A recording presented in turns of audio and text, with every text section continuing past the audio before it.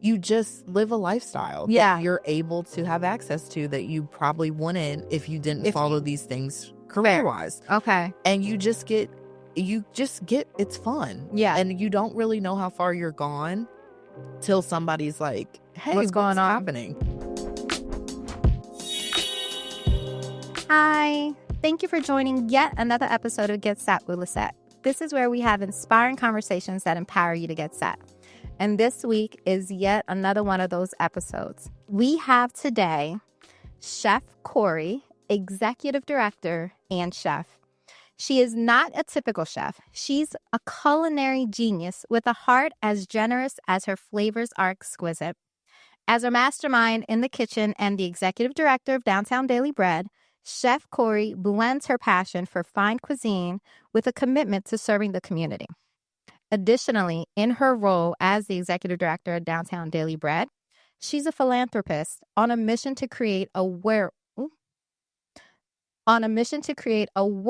where no one goes hungry and every meal is a celebration of compassion. Downtown Daily Bread is dedicated to providing essential services for the unsheltered and hungry in the local community of Harrisburg, PA, and Greater Central Pennsylvania at this point. So thank you, Chef Corrie, for joining with me. Thank you. I'm so excited. Exactly. Same. I am excited. Yeah.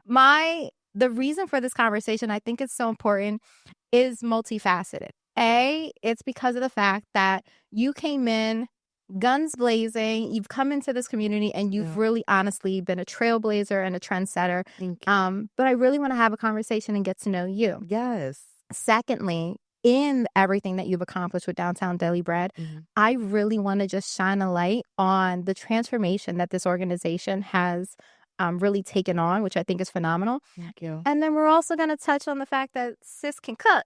Yeah. So sis is doing it, you're doing your thing. Thank you. So I just thought that this conversation is not only going to inspire individuals due to the fact that we're going to get to know you. Yes. But you're also a woman with heart, and you're bringing that heart here to our area. And I just think that that's amazing. Thank you so much. So I'm so honored to be. I'm so excited.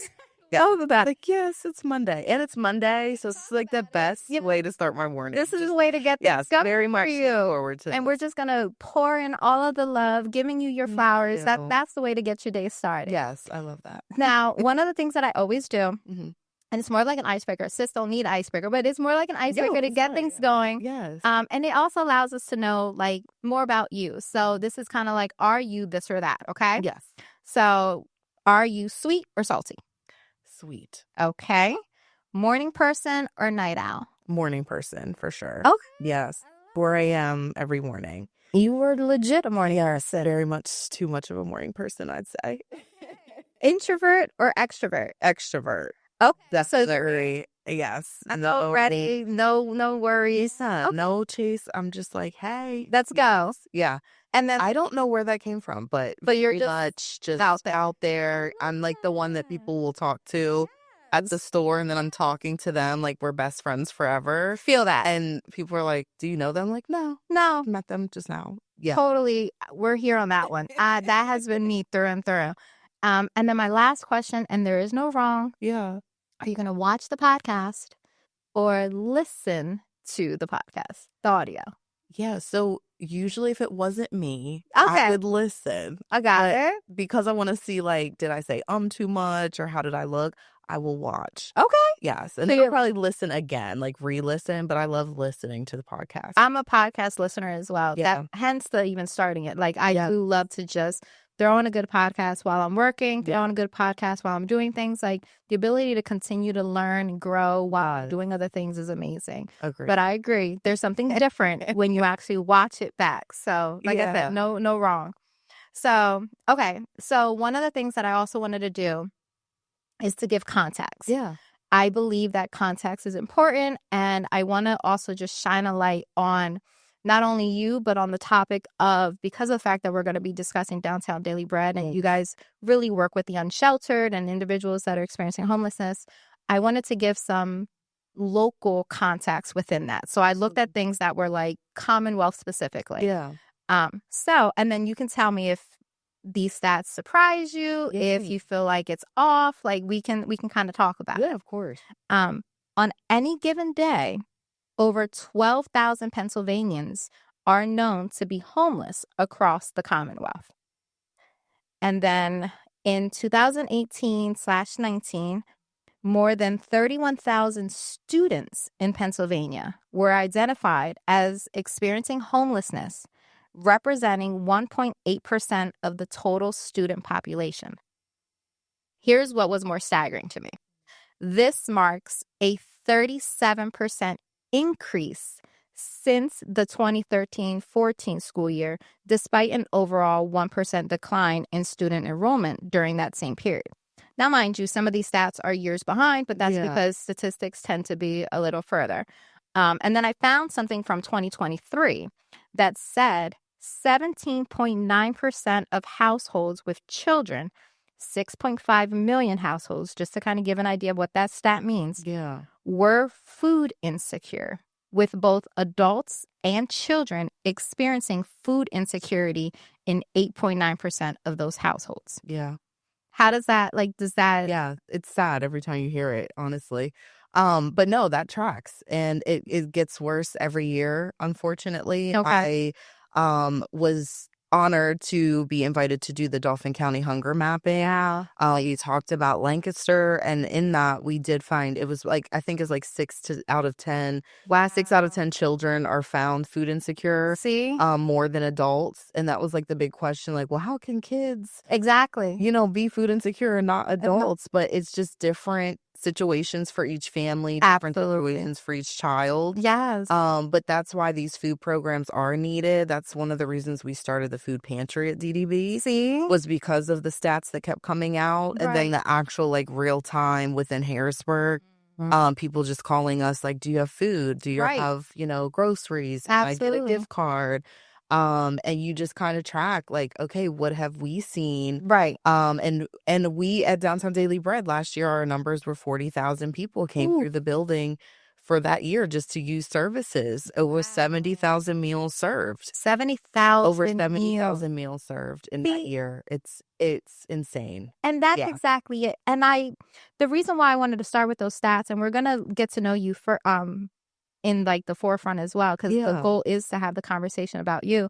But I wanted to start with the context of this actual need. Yes. Because I don't think that we discuss it enough. No. Right? Don't. Yeah. And we also, I personally think, we categorize and in our heads stereotype homelessness without considering all of the other social determinants and all of the other necessities that individuals experience, where maybe they are what we call couch surfing or staying with people, but the food insecurity is still there. Or I just feel like having conversations where we're bringing to light our backyard, right? Our community, and explaining this is happening not over there. It's here, your neighborhood. It's literally your neighbors. Yeah, and so that's the reason for the context. Because for me, any given day, knowing that that amount, in fact, let me pull it up again. The staggering statistic on Pennsylvanians that are homeless is crazy to me. So 12,000. That was the number on any given day. Over 12,000 Pennsylvanians are known as. Yes. And that doesn't even take account for individuals that are just kind of off the grid. No, exactly. That don't get counted for, that kind of go between the cracks. Exactly. And people need to too, sometimes we think homelessness means they're outside. Exactly. You brought up a great point. Some of the government and how they count it. It is if you have been out for 3 days homeless. So you really could just be having a hard time, but you're going to be counted as homeless if you don't have the permanent address, if you don't have you're on your friend's couch, whatever that looks like. Exactly. There's so many different layers of why someone becomes unhoused and food insecure. Exactly. Yeah. So that's literally my goal in life, is to continue to educate and advocate. I don't think people can advocate for something they're not educated on. Ooh. And it's easy to just put a blanket over it, this is just all unsheltered all, they just don't want to work. They're just lazy. And that's a lot of what we've heard. Right. I've been doing this for like 8 to 9 years now. Yes. And that's how I looked at it too when I started. Like, you don't know. So until you're educated in a thing, then you can turn around and advocate because like, no, actually, she was fleeing domestic violence. And, it's easier to just leave than let a judge say who's doing it, who's not. Exactly. And people don't think about stuff like that. People just, and why would you? It's not in your affecting you. Why would you sit and worry about it? And I think that's when I knew what my passion was, because I've cried over these things. My dad used to tell me, like, if you haven't cried over it, if you're not burdened by it, it's not your purpose. And I carry that. Like, he was a pastor, so it was like my wisdom. I bought him like my wisdom box. And I was like, Dad, what do you think about this? And he used to just say, like, have you cried over this? And each program you'll see that we launch or that I do personally, there's tears that have been shed. There's thoughts that were given. There's planning that comes with it. It's not just a thing of like, oh, this makes me feel good. Right. Let me do it. No, you take a big risk when you try to systematically change something. Because I don't change just live. Like, this is a system that I have to kind of you have to go all go all the way back, and like literally you're reframing, completely restructuring systems. Exactly. And I don't think that individuals can really grasp the magnitude of what that really is. Yeah. And I think a lot of people fall into the, if it isn't broke, don't fix it kind of thing. Like, it just is what it is. Yeah. Then we just are going to continue to perpetuate the exact same cycle until change actually occurs. Yeah. And in order for real change to occur, and you hit the nail on the head, you've got to change the system. Yeah. Yeah. That, girl. It's a lot. That's a lot. But you said, and I just need to highlight that. Yeah. If you haven't cried over it, like, it hasn't burdened you, which means it's not a true passion. No, that's what makes me know if people are doing it for show or if they really like bleed this, if it's passionate. Right. And that's how I discern everybody, because there's a lot of people saying, I do this, I do that. And it's great, but it's like, you will know the difference of every person that's doing something passionately than if it's just for show. Because I could care less. Like, I love the accolades. I love these awards that come. Right. But if my name was never mentioned in any room, I don't care. Because because I know the people that I serve every day, that's enough for me. That's it. The fact they know I can go and the doors open at 7 a.m. I have 3 meals a day. I can lay down. I can try to find a job. Absolutely. That's the absolute enough. I could go to sleep knowing like I did what I was supposed to do for today. I know that. Everything else is extra. But I think people get confused of like, let me do it now because she's getting, it's like, no, if I never had to go to another award ceremony, I would be so fun and fine. Actually, don't. I'm not mad. Yeah, like I don't do it for that. Right. I just want to do it for those guests that we have that have become family. Right. I've been doing this since 2017. So they are family to me. They know every time I had a baby, they know my kids' age, they know birthdays, and vice versa. Right. And it just becomes this family and it's easier to advocate for family than strangers. Very true. Because I'm now going hard for my family. Absolutely. Exactly. Now it's personal. It's a personal attack. So when I see, these things closed or they're trying to criminalize being homeless, it's like, I take that personal because that can be my family member. Correct. You're actually criminalizing someone that I know and you don't know the individual. Exactly. You don't know the story. Health that they're dealing with. You don't know like the hard times that they're on. It's not always about they can't get a job and they want to be unsheltered. I do balance that with there are some that who make want those to be choices. off the grid, Exactly. and they are happy. Right. And we let them be great. Absolutely. But there are more that don't want to be in the situation than do. And those are who I fight for every single day. And that's the point right there. Yeah. And you have to have a certain heart to be able to discern that exact statement. Like, everyone has free will. Yeah. And everyone has the ability to make choices. And for whatever reason or another, those choices are made. Yeah. But what we can't do is get into the habit of making huge assumptions without really knowing context or what an individual is actually choosing versus life happening. Yeah. And they're just trying to like gather their bearings and like figure it out. Yeah. But that leads me to a great segue because, like I said, you have to have a certain heart to do this work. So let's talk about Corrie. Yes. And who Corrie is. Yes. So who is Corrie? Like prior to the accolades. Yes, prior to, and I think as I said off camera, like a lot of people see the now. Right. And they don't see the past. Exactly. And I fight with that a lot because I know the opposite of like people, like we were talking about, people see what you used to do and they can't get hit with what you're doing now. Yeah. And I'm like, no, I actually have the opposite problem. I moved here 10 years ago and I was still like 19, 20 and getting my bearings as a chef. And I was a single mom. So I became a single teen mom at 17. I had my first daughter. Pastor's kid. The big origin is I was adopted. So my whole family's white. I was biracial in a majority white, wealthy neighborhood. The joke always was like, are you here for the school year? Because we'd have foster kids come through.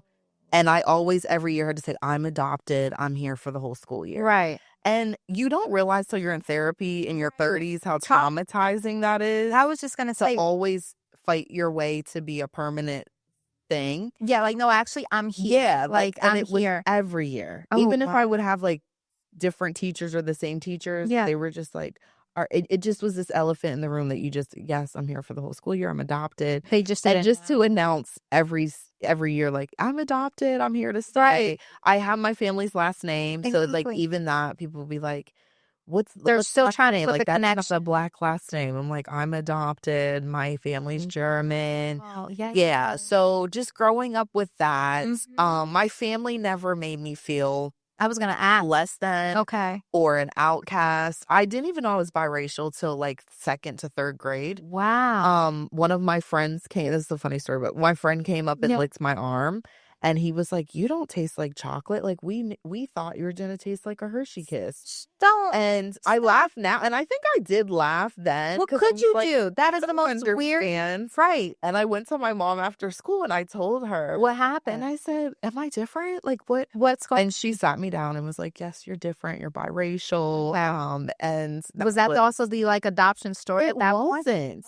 So that was not. I think I was like 8 or 9. It was like a year or two after. Got it. It was something else said to me at school. And then I went again and asked my mom, like, well, they said you're not my mom. And she had tears in her eyes. And I think as a parent, like now that I'm a parent, you can't hide things ever. I think if she could, she would have. Well, she doesn't want to have and she doesn't. Yeah, like I just saw the heartbreak to tell me. Yeah. And that just opened a whole can of like, okay, who is Corrie? Who am I? I spent 2 decades trying to figure that out. Really? I found out who I was at 29. Okay. I have a specific number because I found my biological family. Wow. In the year of 29. And I said to my dad, I want to find that first chapter because I don't want to turn 30. Like it's 3 decades now. You have no idea who you are. Fair. And you're living a life of rejection, abandonment. Why didn't my mom want me? What's wrong with me? I got in relationships that weren't good. I had a great dad, but I didn't have this feeling of like, but I don't feel wanted. Like if the person that birthed me, and that hit me after I had kids. Because I felt so connected to my daughter that even pregnant, I'm like, how could she give me up like this? Like, what happened? Like, what's the story like behind? I couldn't have imagined giving my child up. Ooh. Even when I was like 17, what do I know about being a mom? My mother had passed of cancer when I was 12. I'm so sorry. I just didn't know, but I was so adamant, like, I'm breaking the cycle. I'm not going to give my baby up. That's what my biological mom did this. And I said, I don't know what I'm doing, but I'm going to still be a mom and rock out. And we're going to make it. Like, I just knew, like, it's going to be fine. You're going to figure it out. Yeah. And I eventually did. You know, I'm still, she's 16. I'm still catching on. I think you just learn as you go. Well, how amazing. Can we just hit on, like you said so much, but in the best of ways that I just don't want to like steer away from that. Yay. Having the ability at such a young age, at 17, like to be pregnant and to be bringing life into the world, but to have such a like strong stance Yeah. and say, no, I know, and I'm dealing with what it feels like to have been rejected, to have been let go of. And so I don't know what I'm going to do in life, but that's a huge decision. Like you're making a decision to bring life into this world and to keep this daughter. Yeah, it was a lot. And so like talk on like what that felt like. So you give birth, you have this baby, and you don't know what's going to happen next. Yeah. I had no idea what was going to happen. I don't think I took a breath till like last year. I can't with you. Where I was like, hold on now. Okay, she's 16. We're good. And even then, I'm like, let me hold my breath until she's like 20-something. But so you just been going. I've been going. I think in motherhood, especially when you're a teen, and I watched my life of like I grew up with my daughter. Absolutely, and literally, that was okay. Okay, but now that I'm a mother again in my 30s, right? Like, oh, okay, like we're doing things a little bit differently. Right. And not that I was a horrible mom, but like the patience wasn't there. Right. I'm trying to figure out my life. At the time, a week before I found out I was pregnant, I got accepted into one of the best culinary art schools. And that's when I had to decide, because I said, I don't want to resent my kid. Right. And I held my stomach and I said, I knew what my daughter's name was going to be because they said it was a girl. And I was like, Janessa. Okay. I love it. It means God's grace. And so I said, like, God always has grace for me. I don't know why. I don't know. I've messing up. Hey, His grace is sufficient. I held that. Yeah. I said, hey, Ness, we're going to make this the best. And I looked at I'm like, and you're not going to mess my life up. I'm going to love you. And I'm going to do everything I said I was going to do. Wow. Before I knew you were here. I know that's And right. we just talked. And I just said, but I also like healed myself too of like, hey, I didn't have that mom. Right. Biologically, my mother then was taken from me at 12. 12, exactly. So it's like, I'm going to be here for you. And that was like this decision of like, I'm going to change that cycle because I don't know why my biological mom gave me up. I don't want to put anyone through that. Yeah. And something that I love, and I think too, a lot of people don't talk about when you're adopted, you don't have blood relatives. So this was my first blood relative in life. Yeah. And that meant something. So I don't know why I was so deep at 17, because like, why? But for me, that was like that, like, oh, okay, I'm going to have a blood relative, like protected at all costs. Exactly. And I convinced my dad, like, hey, I'll get a job. I will do what I have to do. I was in an abusive relationship with her father. So we never circled back around. It was just like, I knew I was going to be a single mom. Yeah. His family later, his mother helped me to this day. That's been like my other side. Okay. Yeah. So she is in the picture, the aunts, things like that. And it was still God's way to show me, like, you don't need the traditional way of what you had in mind. Exactly. It will work out. Right. And just be positive about it. Like you said, you don't God's see it then. But exactly. Yes. And it literally just was my testimony of, I didn't know. Like I took a risk. Right. But I took a risk on myself because I said, like, I'm going to be the best mom I can be. And I'm never going to let this baby feel unwanted or rejected or a mistake. Right. I'm never going to resent her. So each choice I make, I think of it like 10 years later, like, am I going to look at her like, well, I didn't do that. And Ness will be 17 on Sunday. Wow. And I can tell you, in 17 years, I've never made a sacrifice that wasn't worth it. I've never once looked at her to say, I didn't get to be what I wanted to be. And I pray that people look at that and say, like, I can do it. Absolutely. And it's not cocky. It's really just like, that's just honest. Made myself to everything I wanted to be. Absolutely. I wanted to be the shit. The circumstance or like and there's situation. Like surprises that God threw in. Like I would have never thought, like, okay, CEO before 30, but it was just like, oh, okay, I made the right decision. I bet on me. And I bet on this beautiful baby. Absolutely. And she is amazing. Like, she's beat every statistic. They always say, like, in the first 2 years, you'll be a single mom again. Yeah. Your child will be a teen mom. Like, we're killing it out here. I know that's right. She's like, look. And she's like, I'm going to college. I know what kids, I've learned. And it's a very honest mother-daughter bond to anyone that knows us. Like, we're not best friends. We're mom and daughter. I was going to we do not play the bestie. Okay. I say you're my bestie when you have a daughter. Oh, that's right. And that's fair. Yeah. But she knows I have her. Yeah. And she tells me everything. I love It's a very safe relationship. It's everything I wanted in a mom that I didn't get to get because she passed. You're literally I creating cultivated that cultivating atmosphere of like, I want my daughter to tell me everything.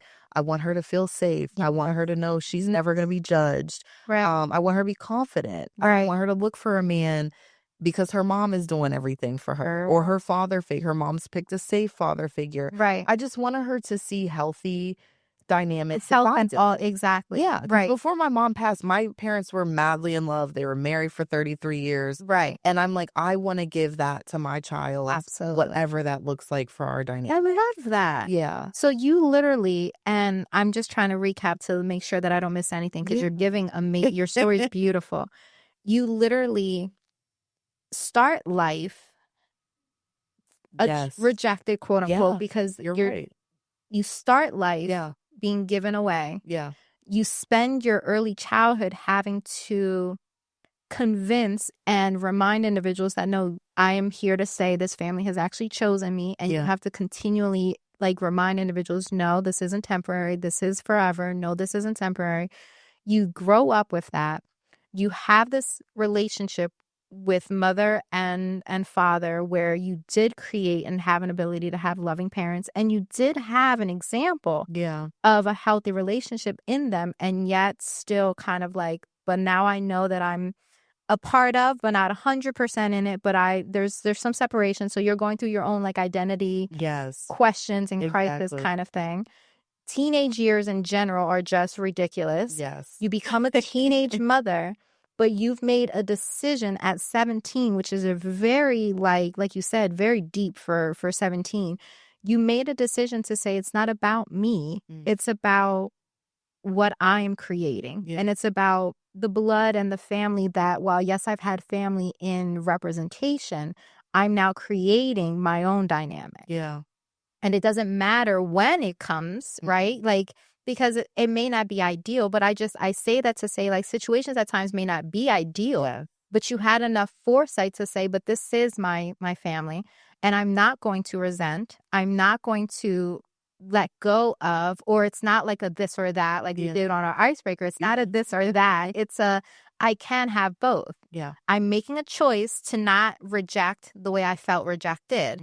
I'm going to embrace it. Yes. And we're going to rock out. And now here you are. Yeah. And so talk about it. So you still went to culinary school. I still so went you to still got like, it. Yeah. You killed it, and you got trained, and so like you did the thing. I did the thing. Janessa was 3. Yeah, she was 3 when I graduated. With that degree, I went to culinary management.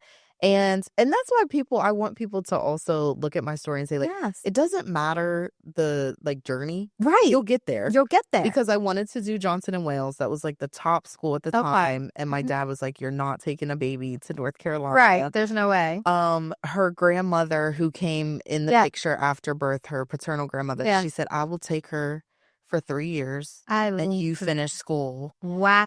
And I'm like, I didn't have a baby to let you raise it. And I was just so scared of like, I don't think that's the best idea. Right. Looking back, I probably would have. Like, now that I know. And at the time, you didn't know a person. Exactly. But I always tell her, like, that's the only regret I have is I probably should have just let you do that. Yeah. And circle back around. Like, she wouldn't have remembered and had that running joke. But I went to Art Institute of Pittsburgh. Okay.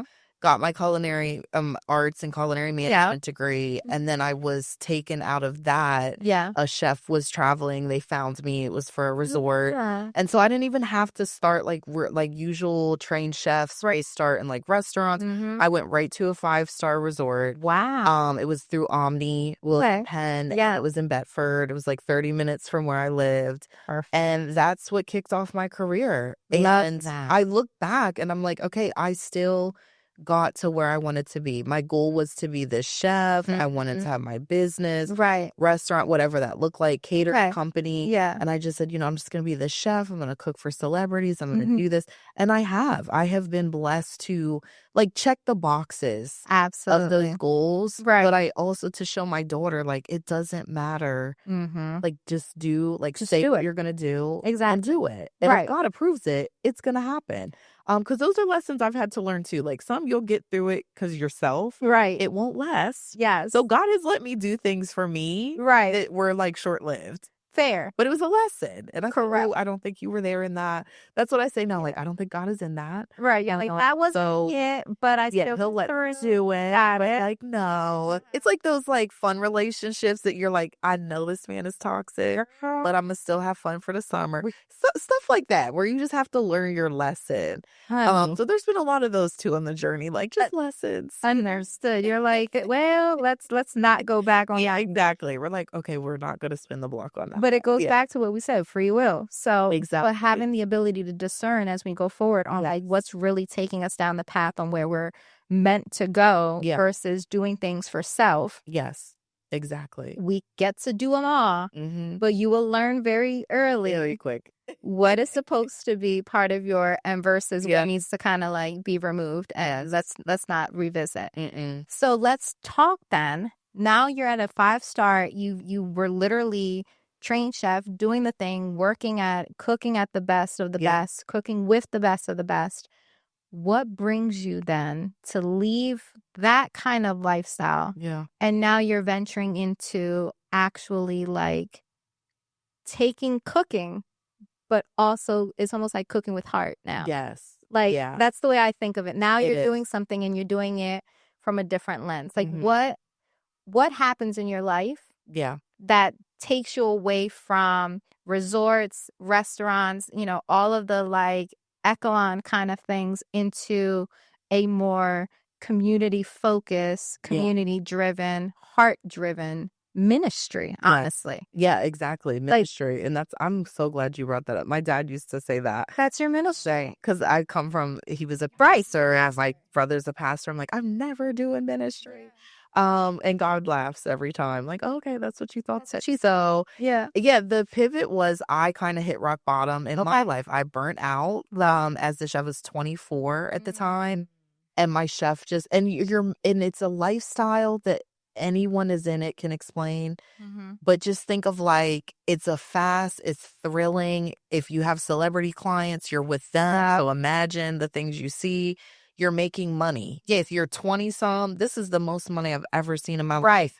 And it's mine. Absolutely. And I'm like, I only have one kid. You're like, I can do all the things. Yes. And it's greedy. Got it. You just become this person that you're like, okay, what's going on? Like, this isn't where I started. This is why I started. And my dad one day came and he's like, you're not yourself. Like, what's going on? Okay. And I'm like, oh, I'm fine. I was drinking a lot. And I stopped drinking at like 21. And so like, go figure. No kids don't drink before 21, but you just live a lifestyle that you're able to have access to that you probably wouldn't if you didn't follow these things career-wise. Okay. And you just get it's fun. Yeah. And you don't really know how far you're gone till somebody's like, hey, what's going on? Happening? Yeah. And that was my dad and my aunt. And my aunt's very like religious, very Christian. And one day she just gave it to me and I'm like, okay, I guess you're right. Right. Sometimes you need to be sad. You need that love in your life to be like, what are you doing? Right. Because I didn't think it was a problem, like giving my daughter everything. You're like, my daughter is taken care of. I'm killing it in the mom game. I'm killing in the career. Career's fine. But then you feel like your heart is just not, it's like, where am I? Right. And I found myself asking that. Me and my chef had a conversation. He said, you don't have the sparkle in your eyes anymore. I don't see this passion. You're burnt out. Yeah. You're not who you were when you came in here like 4 to 5 years ago. And he's like, is there anything else you want to do? I said, well, I love to talk. Maybe I should do communications. Right. I want to do a catering company. Right. So I'll do something with like PR. I didn't know yet. Right. So you're like, there's something else. Yeah. You're like, this is just where like, I'm this headed. Is too much. Right. And let me stop. God will always give you that like, hey, destruction's coming. Yeah. And he'll give you that exit. Absolutely. I've learned that too. Like, you're always gonna have an exit door, whether you take it or not. Or he'll give it to you. And I found the exit door. Okay. And I left. Right. And I came to Carlisle. Okay. And I took a job at the Hotel Hershey. So I still kind of was in that sweet spot. Got it. It slowed down though. But I still was like, something's not right. I'm not where I need to be. So I went back to school. I did Okay. my undergrad at Hack for communications, public relations, Yeah, go and I got a second degree. Yeah. And I was substitute teaching. It's Okay. very weird. I don't know where. I love kids, Yeah. but not enough that I'm like, why am I substitute teaching? Kudos to you for just like, But I'm just thinking, yeah, like I'm single minded. I need to really find a job. And let me just substitute teach. And then I was off when my kid was off. So it was like perfect schedule. Got it. But I ended up it was called Hilltop Academy. Okay. And it was for behavioral children, like children that had two different, like whether they were autistic and schizophrenic. Okay. A lot of behavioral things. Okay. Still could not figure out, like, why am I here? Met great friends that were teachers. Yes. Great students, but was there for 2 years. And then there was like a shift that they weren't hiring anymore for substitute teaching. And I just remember coming home and I'm like, what's next? Like, what am I going to do? Like another degree. Yeah. And I'm just like, what am I doing? And I went to my daughter's grandmother that we were living with. And I said, like, hey, I know I could go back and do a chef gig. Right. But I know that's not what I'm supposed to do. Mm-hmm. And I got really emotional. And I said, but like, I've gotten used to money and having money. And I'm not going to have money. And I just started crying. Right. She's like, you need to pray. Like, you need to take 24 hours Yeah. and let God, like, you need to really kind of apologize that you got off track. Right. And you need to see what he wants you to do. That part. And in that 24 hours, I saw this Downtown Daily Bread social media office manager. And I'm like, I don't know what that is. It's close by. Yeah. It could pay the bills. So let me apply. Did an interview. Okay. Didn't hear from the ED for like a week. Okay. And then I'm like, nervous because my other job's about to end. Right. And I'm like, what am I gonna do? You're like, I don't have I don't have a backup plan. Right. I don't have food. You're like, this is it. I don't have cash assistance. Like, I need a check. This is it. Right. And it was like down to the 11th hour. And I just remember crying because I said, Lord, but in my heart, I felt like there's nowhere else for me to be. Okay. So you there's felt confident about me. Yes. Okay. But yeah, and like I kept calling. Her name was Ann, and I said like, "Hey, I did this interview. I thought I had it. Yeah. Where I on the I declared that I had it. Like I left the interview and said, God, if that's for me, it's for me. But I feel that I'm supposed to be here. Okay. And she's like, I am so sorry. I was in California. Okay. I wanted to tell you to come in tomorrow. Come in tomorrow. And I'm like, okay, like I'll be in tomorrow. Yeah. And I went in and I said, like, what was it? Like you had me. And she's like, no, I saw the passion in your eyes. I just literally for a family emergency had to fly out to California. Okay. And I said, oh, okay. So but it was so funny because it's like, imagine God already has it for you, but he needs to like take all this crap from you. Right. To show you like you have no control here. And that was my like come to Jesus moment. Talk about it. And that's why I never get ahead of myself. Yes. Like you could see everything going on for me and don't ever think it phases me. Because God has literally taken to everything. Absolutely. And I'm like, okay. And it was one of those things like I couldn't call my dad for help. Even my daughter's gram, like she's like, you can live here, but you're an adult. Like you can figure this out. Figure it out. Exactly. And it was so funny because I'm like, Lord, is this a joke? Like you knew I had it this whole week, but then you let me sit and cry all week and just apologizing and just getting things gone and just repenting and going through this. And I was preparing you. Yeah. Yes. And then I started there. Yes. And it's been a wrap ever since. And it's just continued to go up and up and up. But so you start as a social media manager, kind of like just kind of doing the work and helping them.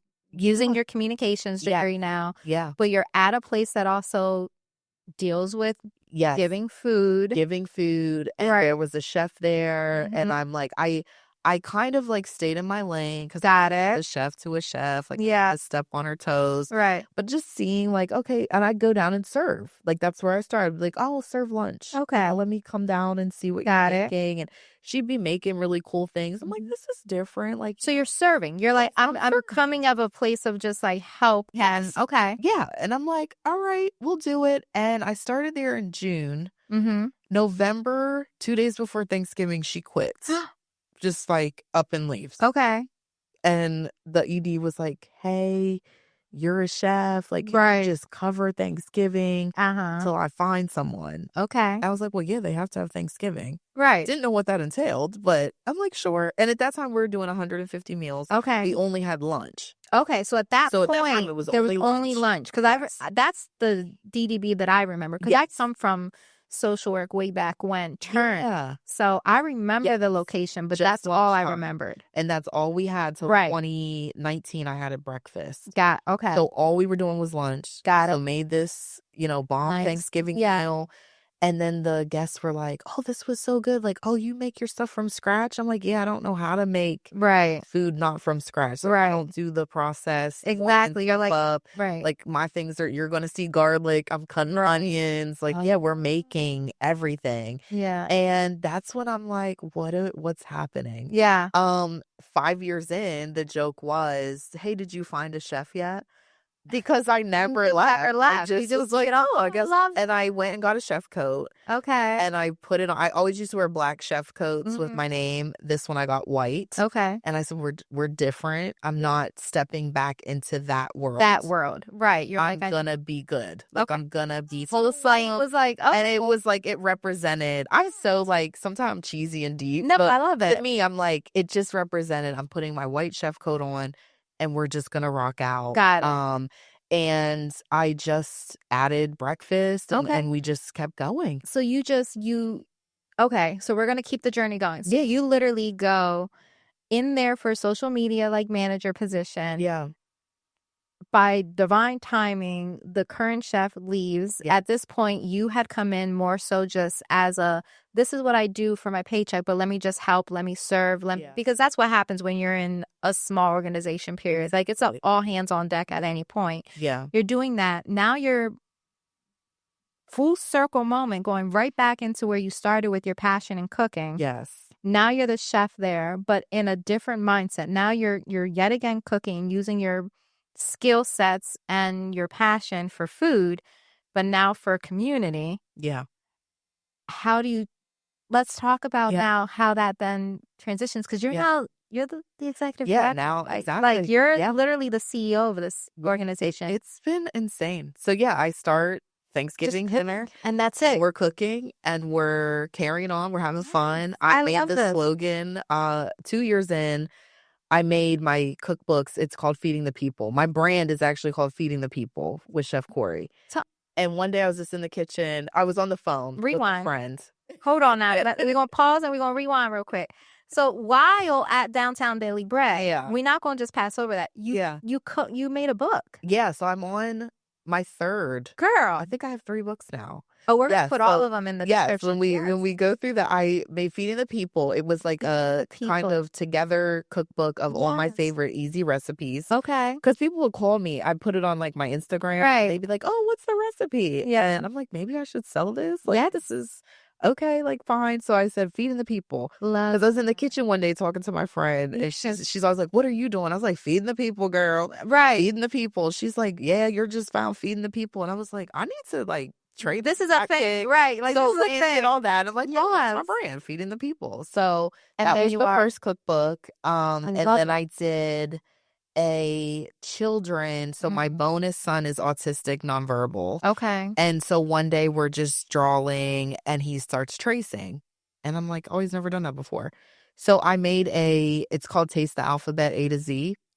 It's a tracing book. Yeah. And then it has activities. They can match food, things like that. So it was like my kid, just something that we shared together. Right. And I was like, let me do a kid book for that. Oh, I love it. So I did that. And then my newest one is 30-minute meals. Feeding the People 30-minute meals. Ooh, and that's what the show came. I have a cooking show now for a segment. Yes, we'll talk about. No, I know. Yeah, so it's just like while I'm there cooking, being passionate, I was used to say like I'm getting paid to do what I love. What you love. And that was insane. Absolutely. It still feels surreal. Like I never wake up and feel burdened. Like I have to go to a job. Right. I can't wait to go. Absolutely. Sometimes people have to pull me out of work because that's when you know. Yeah, that's when you know. Leave. Exactly. Because like if I could just live there with my kids and get this done and do everything at the this would be perfect. Yeah. So that was kind of the journey, and I started to build a personal brand because I got more confident with who I was. Like I said, I found my biological family. I found the real truth behind that story, which was just like my birth mom was looking for me till she had passed away. So I had to heal that immediately because you're living a life where you feel rejected, abandoned. Truth. When you're in a state of performance, you start to people please. When I was adopted, I felt they could send me back. So I used to do stuff like, they'll not send me back if I do this or if I do doing it, going above and beyond. and so you're an adult trying to please adults so they can keep you and not understanding like it doesn't matter if they keep yourself. So that's the healing journey I had to go on immediately. Like when it was 30, I'll be 35 next month. But 5 years ago, I said like I have to heal that because imagine going 29 years being rejected. Right. And I had to apologize to myself. Right. Because I'm like, you put yourself in very crazy situations and relationships because you felt not worthy enough. Exactly. Yes. Yes. Oh, And girl. that was crazy. Right. And I say that respectfully to myself, but No, that's real. we've had conversation. I'm like, Corrie, I apologize. And we're moving on and we're going to do better. Yeah. And that, like, when I became confident in who I was, it was easier to build a brand that I was authentic. Right. That I wasn't trying to please anybody. If someone didn't like the price, they don't need to be That's not your people. If they don't like the food, they can go elsewhere. Right. But for me, before, I would have like done a circus for them to like me. Changed it all. Try to figure it out. Right. And you don't need to. And I don't need to. And people will always get surprised by that because they're like, you're one of the most confident women I know. Right. But I didn't get here.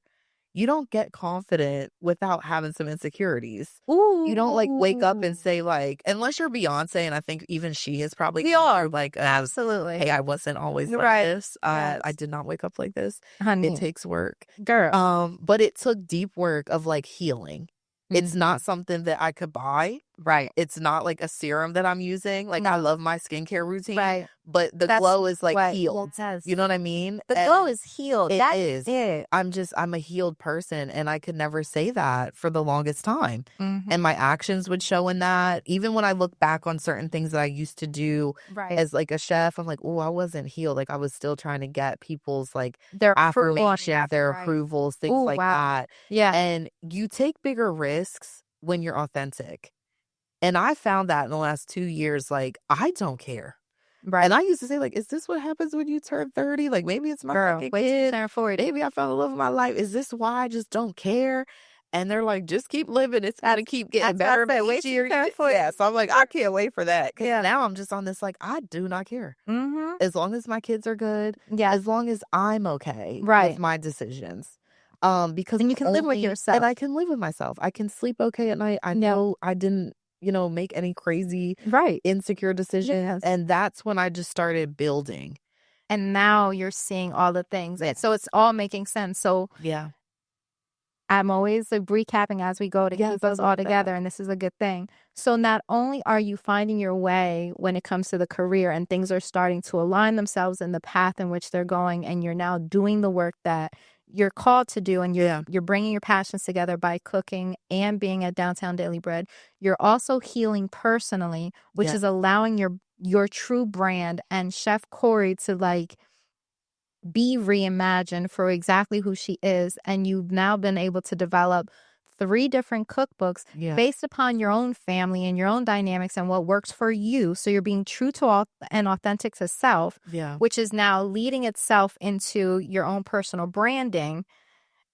And career-wise then, you're now literally making changes and taking risk for this organization because you internally know I'm not doing this for validation. I'm doing what's right. Yes, exactly. Girl. And that's been freeing. I can imagine. That had receipts. Yes. Meaning like, in 2022, the ED just abruptly left. Okay. I didn't want it. I think my whole life is that sentence, like, I didn't ask for this. Right. You're like, this is actually not where I was going. I actually did not want to be anybody's CEO. I did not. I was fine with feeding the people. You're like, I was happy. And I was like, people. I'm on somebody. I'm going to still. And I actually was going to leave TV. And I just found I was pregnant. I was about 4 months pregnant. Oh, congrats. And I said, maybe it's time to go. Right. And my fiance at the time, I was just like, I'm gonna leave. Like, you got it. And he's like, just wait. Yeah. And I said, no, like, something's going on. Right. And the ED at the time was just like, no, they're gonna fire you at the end of the week. You gotta leave. And we just didn't know what was going on. Like the organization, like the structure of everything was just the organization was done. Okay. And her thing was just like, you need to get out in 3 years. Y'all are gonna be done for. And I was just like, what is happening? So I just didn't know. Like so there's a lot of uncertainty again. A lot of uncertainty. A lot of confusion. Right. I called one of the board members. And I said, hey, should I get my stuff now? Right. What are we doing? And they were like, no, we're literally trying to figure out, are you leaving? Like, if you leave, we don't know what's going to happen. If you stay. Like, I'll stay and cook. And that's what I said. I'll stay and cook. I can't. We'll have meals. Yeah. But then it was like payroll. And I was like, well, who's going to pay us? Because no one here knows. So I had to look that up. So made sure everybody got paid. So you're just doing the work. Okay. So I was like, Lord, what is going on with November? So all these things always happen in November. Reasons to give thanks. And I said, thank God we're paid. And that was my only goal. Like, if I learn how to do payroll, we'll be fine. Okay. That turned into like 15 other things I had to learn to do. And I'm literally running up and down the steps, like cooking. And then taking care of administration. Taking care of admin. Yeah. Running up and down. And I was fine. I'm like pregnant, whatever. Yeah. And December, I think, came around. Okay. And I said, what's the plan? Right. To the board. I'm like, I can't do this. Like, I'm 5 months pregnant now. Exactly. I'm not Superwoman. Right. What do we have a plan? And they were like, funny you ask. We're going to name you interim executive director. There it is. And I said, are y'all sure? Like, I'm pregnant. Right. I'm going to go on maternity leave. There's going to be a break. Exactly. Yeah. Are y'all sure? Right. And that was too, like, as a woman, I doubted myself because I'm like, why do they want a pregnant woman to be their ED, a Black woman? They've had a white woman for like 2 white women. All of the reasons. So all the reasons that you've questioned yourself, you questioned yourself again, girl. Yeah. Even through healing. Are you sure? Right. Exactly. It doesn't matter. We still have the moments of like that insecurity, the imposter syndrome crept up on me. And I'm like, why me? Right. I don't know what I'm doing. I've been an executive chef. Right. Not an executive director. Right. They're like 2 different things. I'm like, this is too much. Like, I just like the food part. I am not a person to manage. I'm a chef. Right. You know, and the board president said, just give it a try. Yeah. I think we made this right decision. I was like, fine. Right. I'll try it. So they announced the interim. Yep. In December. Okay. And then by January, February, we negotiated. And I said, like, I'm not going to, I got used to it. And then I'm like, well, I don't want a boss. This is fun. Like, right. You're like, I can actually do this. I love the ability to actually. Yeah. And so I said, like, this is more than food. Yeah. I think I got it. So then they named, okay, you're officially the ED. I love that. And we had an amazing year. I remember my first day, an angel donor came in. Wow. And they said, my wife volunteered with you. We've been watching you. And he gave us one of the largest donations the organization ever had. And he said, call your board and tell them you had a great first day as ED. I know that's right. And it was like God saying, why not you? And that's why I will always talk. Like, I am not a cocky person, but I believe in God so hard after that experience. Why not you? Because I'm like, what? And it was just him saying, I got you. You're going to be fine. So I'm like, I don't know anything about raising money. And we've gone on in the last 2 years. So the highest the DDB has ever got was $724,000 a year in donations. The last 2 years, we've gone over $1.5 million. Oh, my God. And I'm like, okay. So every time I question myself, I remind myself, no, you doubled their income. You doubled their revenue. You blessed that. We open dinner. We have dinner now. So breakfast, lunch, and dinner. Breakfast, lunch, and dinner. Yes. We have a pantry now. Yes. I hired my best friend. Chef Maisha, I said, like, I did a month of like ED and chef. There's no way you can do both. I was dying. And I'm pregnant. I was like, I'm going to have a baby. I need someone I can trust. That shows your heart. Yes. Which is the reason why you're the right woman for the job. Thank you. Like, thank you. Yeah, because I was like, I'm not going to let this fail. Exactly. And it has been amazing. And it's been surreal because I still to this, I'm like, oh my gosh, like this really is my life. And I would have never, like that 17-year-old who held her belly. Exactly. Had no idea. Now probably one of the youngest because all this is happening. You hadn't hit, like, you're right there. Yeah. Oh, wow. At the 30s. And I'm like, what in the world? Yeah, I won this award in 2023. And they're like, you're the youngest to ever win this award. I'm like, and I felt so honored, but felt like kind of sad because I'm like, I just can't believe, like, sometimes when you're the first to do it, it's overwhelming. No one talks about that. Everyone thinks like, oh, she's the first to do this all year shelter. She's the first to do this. I'm like, it's overwhelming all the time because it's like this like light is on you constantly. Being the first and is it's like, scary. I don't know what I'm doing. I pray every day it works out. You're just working it does, like eventually. But being that first one to like take the risk and just jump on it and do it, and you're like, all right, if you guys trust me, just do it, follow along. I love that. But it has worked out and it keeps me sane. I love this. And yeah, it's just like you look back and you're like, I would have never. The journey's amazing. It's like, and to hear it again. Yes, the journey's phenomenal. Thankful. No, and not I'm so only, thankful. let's also just throw a quick highlight. Not like this woman needs any more, which is phenomenal what you got going on. Before we talk about where you're headed, let's also just throw out there, not only did we have now the cookbooks and you went from chef to executive director, but can we talk about your 30-minute segments? Yes. And talk about what you do with that and how that came about. And then we're going to talk about where we're headed. But girl, let's talk about what else. Yes. We have enough to do. Exactly. You decided. I didn't have enough. I just said, the plate's still missing something. So what? Yeah, so I always envisioned myself to have a cooking show. Okay. When I was little, my mom and I used to pretend in the kitchen we were on TV. I love that. Until that day, I was like 6. And I was like, I'm going to be on TV one day. And she's like, yeah, whatever you want to do. Like, that's fine. Yeah. And that's kind of, I think, where I get my mindset. You're like, why not? Just try it. My mom said I could do it. There it is. And I talked to like my marketing team one day and I said, I want to be on TV. Like, I know I'm supposed to have a cooking segment. I don't know what it's supposed to be. But I know that. But I think I'm ready. Like, I don't get nervous as much. And a live thing is just nerve-wracking. But I know. I literally pray for the best. And I'm like vomiting in my head. Like, just don't throw up. Don't throw up. Yeah. And we got contacted by Amy at ABC Good Day PA. Good Day PA. And it was just a conversation. I was just like, hey, like, this would be fun. Maybe I'll just come do a segment. She's like, well, I don't know how to ask you this because I know you're busy. Right. But could you like commit to once a month? She's like, because I would love you to have your own segment. And I'm like, huh?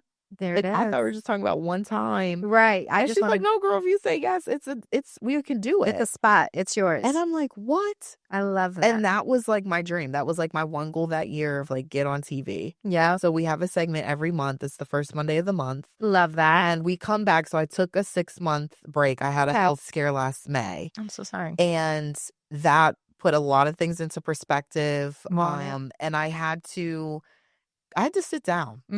That was like the first time. Well, clearly, we heard what you were doing for the last several years. So every now and again, sit down. God will say, like, you need to sit down. It's time to rest. Exactly. I love that. Yeah, it was like a scary experience. But I was like, okay, I'm glad that happened. Okay. Because I don't think I would have sat down.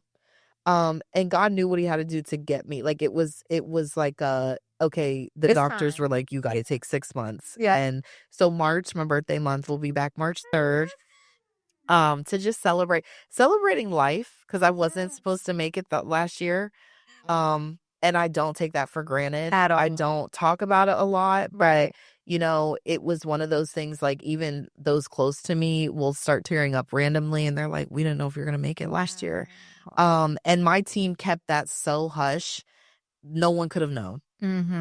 Those close to me, they saw me after I got out of the hospital. Right. They knew. Wow. But I mean, we didn't miss a beat at DDB. I love Chef that. Corrie brand didn't miss a beat. Yeah. And I was just like, God, I will never kind of be ahead of myself again. Like, I rest.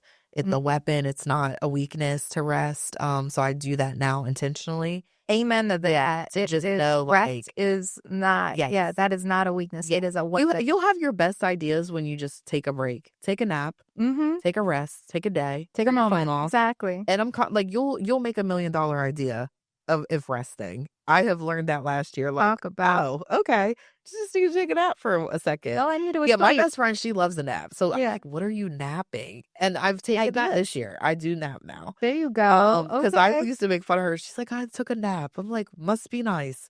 Can't find time to take a nap. She's like, find time.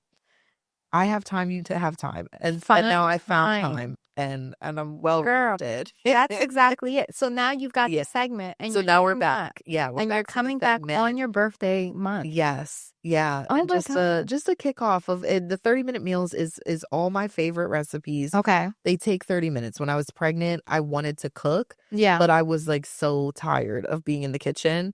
And that's when I was like, just started playing around. When you start seeing my social media with new recipes, a cookbook's coming. You already know. So yes, we have one coming, dropping at the end of this year. Because I'm just like, okay, these are new ideas. And then I'll catch myself telling my family, oh, this should be in the cookbook. And they're like, you have another one? I'm like, I think it's time. It's time for another one. Every 2 years, I kind of try to drop one. But I pace myself. I think you don't have to always be producing. Absolutely. Half the battle is sustaining what you've produced. So sustain. Talk about it. There's success in that too. So, oh my God. Yeah. So that's just a little bit about 30-minute meals with Chef Corrie. Okay, so I want to make sure, because I'm like, I want to make sure we talked about all the things. Yeah. We've discussed your journey. We've discussed how you've gotten here. We've discussed what you've been able to, all of the moments in your life that should have been moments that broke you down, how you've been able to shift those things and actually create goodness out of them. We've discussed your ability to not only sustain, but to thrive. Yes. And in all the things that you've got going on. So let's talk about it. What is the vision now for the future? Yeah. Yeah. Where's Chef Corrie headed? Yeah. Where's Downtown Daily Bread headed? Yeah. So Downtown Daily Bread, we're on a good ride right now. I love it. Just opened 2024, our year-round overnight shelter. That was my last goal for DDB when I started. Yes. I was used to say that, like, why do we only have 4 months of emergency shelter? Right. It gets cold in May. Like, why can't people be inside? Exactly. So that has been a blessing. Yeah. We're sustaining all the new programs. Yeah. We're launching a transportation program. To just get people to work, to get people to the doctor, all the things to kind of cut the middleman out and just have a hub. Yes. For our own, like, we know our guests. Yeah. And just to cut that middleman out.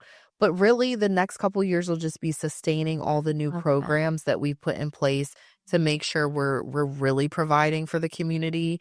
I just redid our computer lab. Yay. And so we're going to have more like educational things, not just for our guests, but for agencies that want to come in and learn, like, hey, how did you do this with unrestricted funds? How did you do this? So you're going to allow for, because no one talks about the fact that there's, like, I don't want to call it gatekeeping. Oh, it's gatekeeping. But like, we can call it that. Okay. I was going to say, I'm trying my best, but I mean, no, you're good. Like, it's one of those things where it's like, and that's why these conversations are important. And that's why I love sharing the space that we're sharing for several reasons. At times it can feel like when you see someone at the height of, you don't know the journey that it took to get them to. Yeah. And so you automatically X yourself out or say that you can't because all you see is individuals. You see the highlights, right? You see where they're at the hype of it all. Yeah.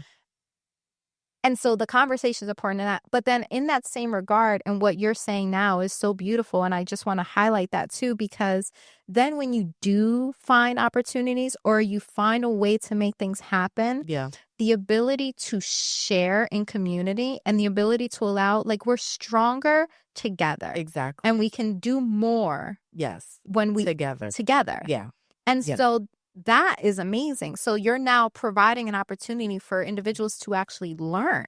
Yeah. And grow. I really want to hone in. Harrisburg is like a weird place sometimes. Can be. With collaborations. Uh-huh. I've not experienced that. I love that. I don't compete with anybody. There's no competition with me. Amen. You can't. because I'm not made to do you. You're not made to do me. Right. And I think once people know that, it's easier to collaborate because it's like, I can't do what Lissette's doing. Right. She can't do what I'm doing. We have our own secret sauce. Absolutely. I can't reinvent that. Correct. But if I want to know how she makes her sauce, I can ask. And so my philosophy has always been, why would I want to burn myself out and be the only person doing this? People think it's such a like, oh my gosh, I'm going to open a shelter. Please do. And if I can get you beds, I will get you beds. Because I'm tired. Right. So I think I have that different mindset. Because there are leaders that are like, we can't give our secrets. Me, I'm like, come on in. I'm building you a place. Absolutely. Where we all as agency leaders are going to sit down. Yeah. And I'll start consulting more on, hey, this is the grants I write. I write all the grants for DDB. You do write them. And I write all of them. It's easier, I think, too, for me. I love grant writing. That's one thing you learn at school through communications. Yep. But it's easier to tell your story when you're there. Why would I hire somebody else to tell my story and my organization's story? True story. And it's a money saver. Absolutely. But it takes time and it's time management. You have to have a good right-hand person that can hold down the operations while I shut down for a week in my office to write grants. You have to have an understanding team. Yes. But those are conversations that leaders don't sit with each other and say, I don't think I've had but 5 people in 2 years say, well, how are you doing that? And I will give them the unlimited resources that we have because they took their pride aside. And these were powerful leaders that I looked up to. And I'm like, you're asking me? But I will respect that. Absolutely. Because they see like, well, it's working. She got this money. She's doing this. And I'm like, whatever y'all need. And just tell me. Set your ego aside. Exactly. And just the questions and collaborate. And just ask. I remember there was a lady when I was going to church. She had this Range Rover. And I was like, Dad, I want a Range Rover. Like, she has this nice car. Yeah. He's like, well, go ask her how she got it. Go ask her what she does. And that's how I live life. Like, Dad, with of it, I don't get jealous. Yes. I'm just like, hey, how did you have your marriage last? Exactly. I want to have a lasting marriage. How did you? And I think when you ask questions, you're educated. And so that's our goal at DDB and the Chef Corrie brand. Is just to consult more and to help everybody kind of reach their level of success. And I think, too, it's just another way to give back. I have a lot of resources, a lot of connections. I love that. And I think you do yourself a disservice of like, why be blessed with all this stuff to hold it for yourself? My family is good. My staff is good. Right. Those are the things I set up for the last 2 years. Absolutely. Now it's time. Okay, is the community good? Are there other agencies that can tap into what we're doing? Right. And say, hey, we don't have to do this every day. Maybe you guys want to do it and we'll write a grant that gives you money. And we just put our name on it that you've helped us. Love that. So now it has to be okay with that. And the ability to expand. Yeah. So if I'm understanding correctly, what's next for the future is collaboration. Yes, very much more collaboration, education. And you're just education, collaboration, and just allowing the width and the span to just grow. Yes. Because we're stronger together. Exactly. You better. Okay. And I just want people to just really live that. Yes. Because you do get more done. We've done some great collaborations. Yes. And it's like, why would I want to do that? Why would I want to be the only person doing it? If we can have 5 other people and then it gets done 5 times faster. Right. And I always say, your reach is not my reach. Right. But we can reach those multitudes together. Absolutely. And why not? Yeah. Why not? Yeah. So I love that's the goal for the next couple years. I'm getting my daughter ready for college. So for that too, the future is bright. Yes. And I'm excited. I'm coming up on 10 years of being at DDB altogether. That's and that is exciting. And that's when I'll know, hey, it's time to pivot, see what's next. And see what's going on. Yeah. I love that for you. But it sounds like you're being very intentional with Very intentional. This year is like the most intentional year I have. Okay. I'm saying very intentional yeses and very intentional nos. Amen. And just where I'm at, people will know like, oh, she was intentional about that. That was an intentional I think once you get to a certain place in success, people watch you differently, but you have to make sure you're not just co-signing everything. Amen. Because people will call you. Yeah. They don't care about you. They don't care Absolutely. about your Absolutely. brand, your Right. organization. They're just like, well, she'll bring a crowd or she'll do this. And I learned that last year. Okay. So this year I was very much more intentional on, even to my circle, even to whoever I'm with. Okay. It will just elude what I've been working on, which is Absolutely. consistency Amen. and collaboration and just that like authenticity. That's amazing. Yeah. So Thank you. I always ask these last two questions. Yeah. And you've given so much. But the first one is, what advice would you give someone who is currently at a crossroads? Is how I'm going to ask the question this time. They're in that point of the way you've been at several different points of your life. I don't know if I'm supposed to do this or that, or I don't know where I'm supposed to go. Like, Yes. what advice would you give the person that's at a true crossroads in life and doesn't know what they should do? Yeah. I would say take the day. Okay. I love that. The best decisions I've made were 24 hours. Amen. Because we think like when you're at a crossroad, it's panic time. Yes. So you make a panic decision most of the time. Mm-hmm. And it's as if like this train's coming in 10 seconds. Right. It's like left or right, left or right. Sometimes you have to go straight. Yeah. But you're not going to know that till you like pause, assess it. Amen. And two, no matter what you choose, your journey's going to go to where you're supposed to be anyway. I know that's right. So if you just take the pressure off of it. Yes. If someone would have told me that, I think I would have made a lot better decisions at this crossroads. I can and imagine. slower decisions. But I thank God that it always came back to where it was supposed to be. Amen. So just be positive in that. Like, okay, you're going to make the decision that you think is right for you. But just also have room for, if it is the wrong choice, Right. I still get back to where I'm supposed to be. It's the journey, still the journey no matter what. And you'll find a way, whether you reroute or you go left or right. Yeah. Whatever it is, you're going to find your way to the path. Exactly. Like it always finds a way to make it. So take the pressure. Take the pressure off and just rest before you make decisions. Exactly. I love that. My last question I ask everyone is, what advice would you give your younger self? Well, that's good. To just keep going. It's going to work out. I know that's right. Yeah, it's going to work out. Because I see that younger self, the 17-year-old holding her belly. Absolutely. Like, what are you going to be right. when you grow up? Yes. And now I see it. I'm like, just believe it. Trust it. Amen. And yeah, it'll work out. Okay. So as always, I always come up with some key takeaways from today's conversation. And girl, I've been wrapping my mind around trying to figure out exactly what I want to share. Because throughout this entire conversation, there have been so many. So, I mean, I just pray that like this resonates because your story's phenomenal. Thank you. My first key takeaway, though, that I wanted to share, and it actually comes from your dad. Yeah.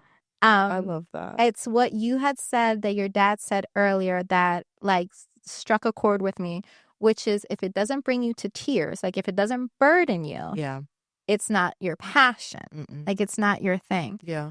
And I find that to be very interesting and a key takeaway because there's so much that we can do when it comes to living and life and careers and things. And in a day where social media is present and you can constantly see individuals doing different ventures and going from this to that, like it can get very convoluted and it can get very confusing. And at times you may feel like this is the right thing or that's the right thing. But when it comes to true passion, if it doesn't move you, wake you up at night, burden you, bring you to true tears, it is not passion.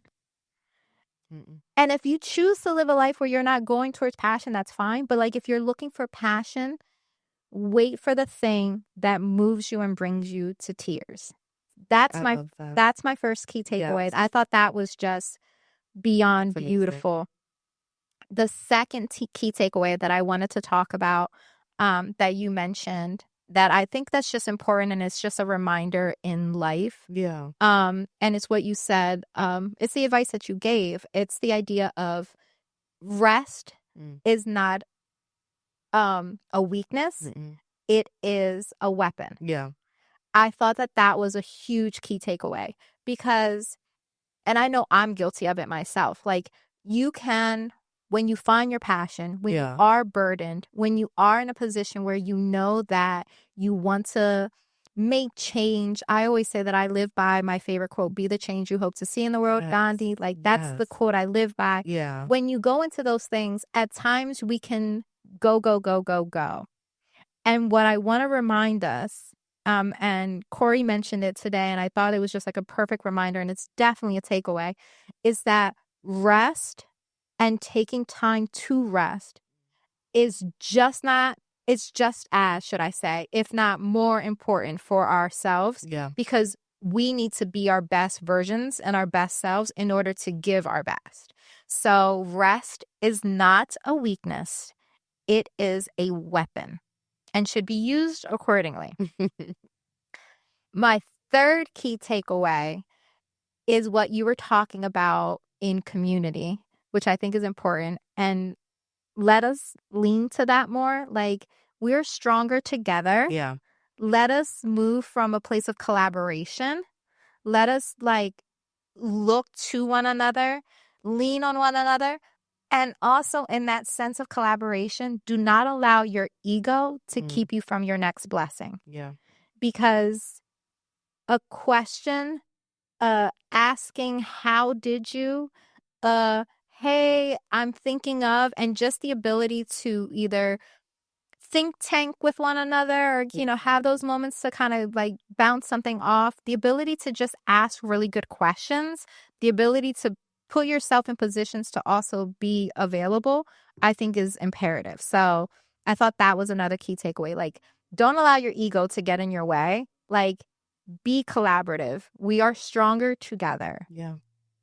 And then my final key takeaway, and I'm trying to think about the way I want to word this, and it's everything that you've said this entire time. Yeah. It's the idea of, how do I want to say this? I'll say it this way. You are enough.